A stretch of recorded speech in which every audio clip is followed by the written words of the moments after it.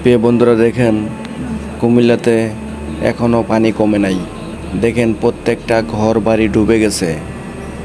এই ঘর বাড়ি ডুবে তাদের স্বপ্ন ভেঙে চুরমার করে দিয়েছে। যারা আজ এই ঘর বাড়িতে নাই তারা কতটা কষ্টে যে আছে, আর কত কষ্ট নিয়েই যে এই বাড়িঘর ত্যাগ করে আশ্রয় কেন্দ্রে আছে।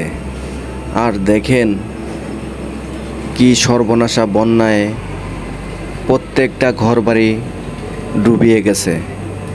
নোয়াখালী, ফেনী, কুমিল্লা, এরকম প্রত্যেকটা জায়গায় এরকম পানিয়ে ঘরবাড়ি ডুবে গেছে এবং বিভিন্ন মাছের হ্যাচারি ডুবে গেছে, বিভিন্ন ফসল ফলাদি ডুবে গেছে। মুহূর্তের ভিতরে মানুষের স্বপ্ন ভেঙে চুরে তামা করে দিয়ে গেছে। এই দেখে কলা গাছ এগুলাও ডুবে গেছে। আর এখন দেখা যাচ্ছে পানির নিচে হলো কলা গাছ। ওই যে দেখেন কলা, এগুলা কিন্তু যখন পানি সরে যাবে তখন এগুলো আস্তে আস্তে এগুলা মরে যাবে।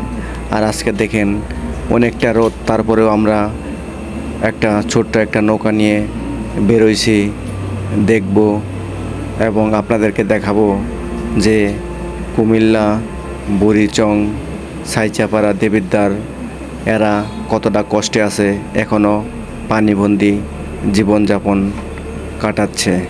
আর এখন যারা আশ্রয়কেন্দ্রে আছে এখানে কিন্তু ধনী গরিব কোনো ভেদাভেদ নাই, এখানে সবাই আছে। এভাবেই মানুষকে শিক্ষা দিয়ে যাচ্ছে যে ধনী গরিব সবাই সমান, তাই কোনো ভেদাভেদ নাই। আমরা তো আজ ভেদাভেদ করি, কিন্তু এখন বিপদে দেখেন সবাই এক, হিন্দু, মুসলিম, বৌদ্ধ সবাই এক। এই দৃশ্যগুলো দেখলে আসলে মেনে নেওয়া যায় না। এত কষ্ট করে তারা ঘরবাড়ি করেছিল তাদের স্বপ্নটা পূরণ করার জন্য, আর আজকে ঘরবাড়ি সব পানির নিচে। আর এই পানি যখন আস্তে আস্তে নেমে যাবে তখন কিন্তু মানুষের বিভিন্ন রোগ বালাই দেখা দিবে। ডায়রিয়া, কলেরা, আমাশয় এবং পানিবাহিত বিভিন্ন রোগ দেখাবে।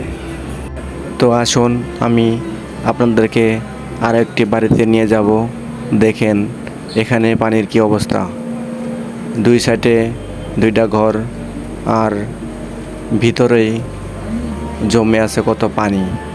আর এখানে হাঁসগুলা দৌড়াচ্ছে, দেখেন ঘরের সাইডেও কত পানি। এই বন্যাতে কিন্তু বিশুদ্ধ পানির খুবই অভাব। আর এমত অবস্থায় কোনো মানুষ যদি মারা যায় তাহলে তাদেরকে কলা গাছের ভেলা বানিয়ে সেই কলা গাছের ভেলাতে ভাসিয়ে দিচ্ছে কাফন করে। এমন একটা সময়, এই সময়ে 3.5 হাত মাটিও জুটছে না যারা আজ মৃত্যুবরণ করতেছে। এই সর্বনাশা বন্যায় কয়েকটা জেলায় ভাসিয়ে নিয়ে গেল তাদের স্বপ্ন।